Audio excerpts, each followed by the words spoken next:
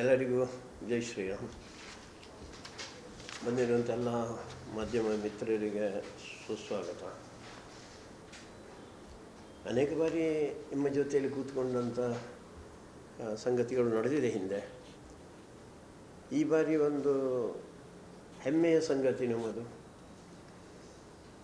65ರಲ್ಲಿ ವಿವೇಕಾನಂದ ಕಾಲೇಜಿನಿಂದ ಪ್ರಾರಂಭ ಆಗಿರುವಂಥ ಸಂಸ್ಥೆ ವಿವೇಕಾನಂದ ವಿದ್ಯಾರ್ಥಿ ವರ್ಧಕ ಸಂಘ ಮುಂದುವರಿತೇನೆ ಹೋಯಿತು. ಆಮೇಲೆ ಹಿಂದಕ್ಕೆ ನೋಡಲೇ ಇಲ್ಲ. ಕಾಲೇಜ್ ಆಯಿತು. ಕಾಲೇಜ್ ಆದಮೇಲೆ ಕೆಳಗಡೆ PUC, ಪ್ರೌಢಶಾಲೆಗಳು, ಪ್ರಾಥಮಿಕ ಶಾಲೆಗಳು, ಆಮೇಲೆ ಶಿಶು ಮಂದಿರ, LKG, ಇಂಗ್ಲೀಷ್ ಮೀಡಿಯಂ ಶಾಲೆ. ಆ ಕಡೆಯಲ್ಲಿ law college, polytechnic, engineering, post graduation, radio Panchajanya, ಯಶಸ್ಸು ಅಂತ ಒಂದು IAS IPS ಆಗುವಂಥವರಿಗೆ ಬೇಕಾದಂಥ ಒಂದು ಶಿಕ್ಷಣವನ್ನು ಕೊಡುವಂಥ ಸಂಸ್ಥೆ. ಪುತ್ತೂರು ತಾಲೂಕಿನಲ್ಲಿ ಪ್ರಾರಂಭ ಆಗಿರೋದು. ಪುತ್ತೂರಿಂದ ಬಂಟ್ವಾಳ, ಈ ಕಡೆ ಸುಳ್ಯ, ಆ ಕಡೆ ಬೆಳ್ತಂಗಡಿ, ಹೀಗೆ 4 ತಾಲೂಕಿನಲ್ಲಿ ಕಾರ್ಯವ್ಯಾಪ್ತಿಯನ್ನು ಮುಂದುವರಿಸಿ ಕಾಸರಗೋಡಿನ ಪೆರ್ಲದಲ್ಲಿ ಒಂದು ಸಂಸ್ಥೆಯನ್ನು ಪ್ರಾರಂಭ ಮಾಡಿರುವಂಥ ಒಂದು ಹೆಗ್ಗಳಿಕೆ ಇದಕ್ಕೆ ಇದೆ. ಈ ವರ್ಷ ಇನ್ನೊಂದು ಹೊಸ ಕ್ಷೇತ್ರದಲ್ಲಿ ಕೆಲಸ ಮಾಡಬೇಕು ಅಂತ ಯೋಚನೆ ಮಾಡಿದೆ. ಅದಕ್ಕೆ ಫಾರ್ಮಸ್ಯೂಟಿಕಲ್ ಕ್ಷೇತ್ರದಲ್ಲಿ, ಒಂದು ರೀತಿಯ ಔಷಧೀಯ ರಂಗದಲ್ಲಿ ಇತ್ತೀಚೆಗೆ ಒಂದು 4-5 ದಿವಸದ ಹಿಂದೆ ಪ್ರಧಾನಮಂತ್ರಿಯವರು ಇದನ್ನು ಉಲ್ಲೇಖ ಮಾಡಿದರು.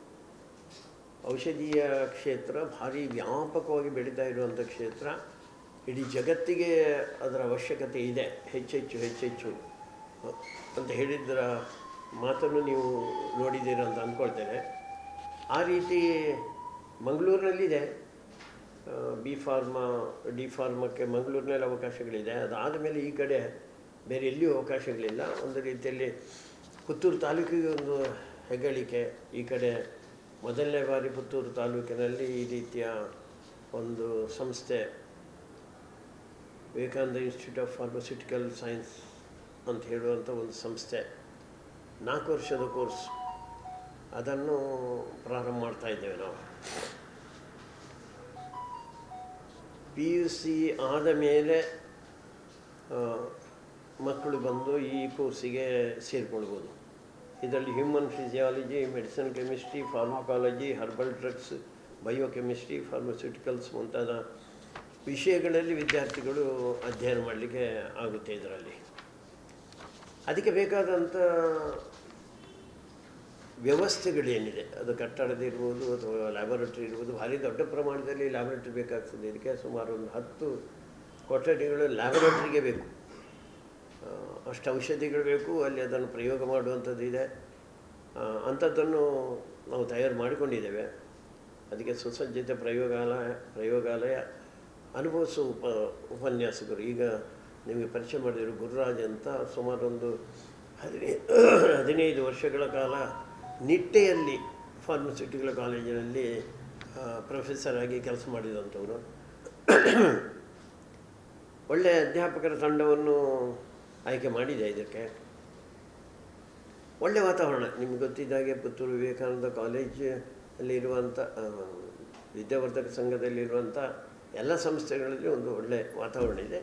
ಇದು ಕೂಡ ಆ ರೀತಿಯ ಒಂದು ಒಳ್ಳೆಯ ವಾತಾವರಣ. ಅದರಲ್ಲಿ ಇದು ಶುರುವಾಗುತ್ತೆ. ಇದು ಒಂದು ಗ್ರಂಥಾಲಯ ಇದೆ, ಡಿಜಿಟಲ್ ಗ್ರಂಥಾಲಯವಿದೆ, ಔಷಧೀಯ ಸಸ್ಯಗಳನ್ನು ಒಳಗೊಂಡ ಸಸ್ಯಶಾಸ್ತ್ರೀಯ ಉದ್ಯಾನ, ಜಿಮ್ ಹಾಗೂ ಕ್ರೀಡೆಗೆ ಸಂಬಂಧಪಟ್ಟ ಸೌಲಭ್ಯಗಳಿದೆ. ನಾವು ಕ್ರೀಡೆಯನ್ನು ಬಿಟ್ಟಿಲ್ಲ. ಶಾರೀರಿಕ ಒಂದು ಕೆಲಸಗಳು ಮಕ್ಕಳು ಮಾಡ್ತಾನೇ ಇರಬೇಕು ಅಂತ. ಹಾಸ್ಟೆಲ್ ಇದೆ, ATM ಇದೆ, ATM ಬ್ಯಾಂಕ್ ಇದೆ, ಕೋಆಪರೇಟಿವ್ ಸೊಸೈಟಿ ಇದೆ, ಕೆಫೆಟೀರಿಯಾ ಇದೆ, ಬಸ್ ವ್ಯವಸ್ಥೆಗಳ ಸೌಲಭ್ಯನೂ ಇದೆ ನಮ್ಮ ಹತ್ರ. ಹೀಗೆ ಪರಿಪೂರ್ಣವಾದಂಥ ಒಂದು B ಫಾರ್ಮಾ ಸಂಸ್ಥೆಯನ್ನು ಪ್ರಾರಂಭ ಮಾಡ್ತೇವೆ. ಸುಮ್ಮನೆ ಒಂದು ಬೋರ್ಡ್ ಹಾಕ್ಕೊಂಡು ಆಮೇಲೇನು ಮಾಡೋದಲ್ಲ. ಅದಕ್ಕೆ ಬೇಕಾದಂಥ ರೀತಿಯಲ್ಲಿ 3-4 ಬಾರಿ ದೆಹಲಿಯಿಂದ, ಬೆಂಗಳೂರಿಂದ ಎಲ್ಲ ಬಂದಿದ್ದಾರೆ. ಯಾಕೆಂದರೆ ಇದು ಫಾರ್ಮಸಿ ಕೌನ್ಸಿಲ್ ಆಫ್ ಇಂಡಿಯಾಕ್ಕೆ ಸಂಬಂಧಪಟ್ಟಂಥದ್ದು. ಅಲ್ಲಿಂದ ನವದೆಹಲಿಯಿಂದ ಬಂದಿದ್ದಾರೆ. Rajiv Gandhi university of health science Bengaluru, ಇದರ ಅಡಿಯಲ್ಲಿ ಇದು ಪ್ರಾರಂಭ ಆಗ್ತಾ ಇರುವಂಥದ್ದು.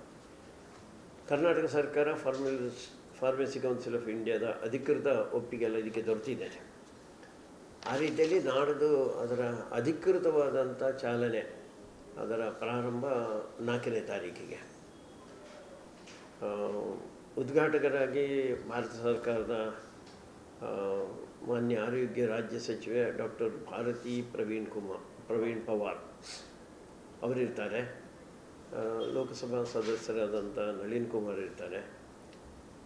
PCI ಸದಸ್ಯರು ಮತ್ತು Rajiv Gandhi university of health science Bengaluru ಇದರ ಸಿಂಡಿಕೇಟ್ ಸದಸ್ಯರಾಗಿರುವಂಥ ಡಾಕ್ಟರ್ ಎಸ್ ರಾಮಚಂದ್ರ ಶೆಟ್ಟಿ ಅವರಿರ್ತಾರೆ.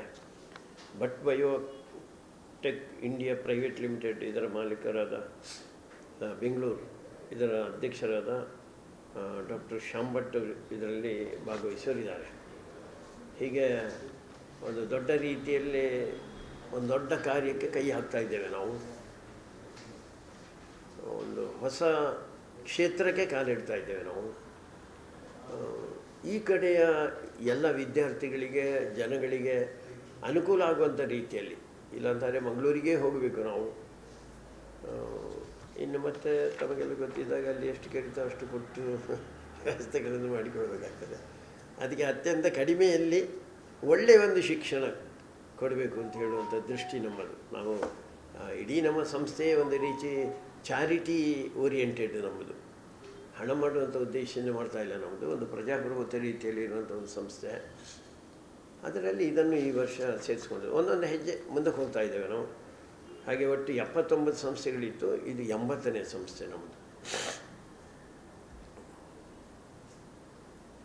ಅದಕ್ಕೆ ಆ ಕಾರ್ಯಕ್ರಮ ಅದೇ ಸಾಗೋದಿದೆ. ತಮ್ಮೆಲ್ಲರ ಸಹಕಾರ, ಬೆಂಬಲ ಬೇಕು. ಕೊಡ್ತಾ ಇದ್ದೀರಾ ಹಿಂದಿನಿಂದಲೂ.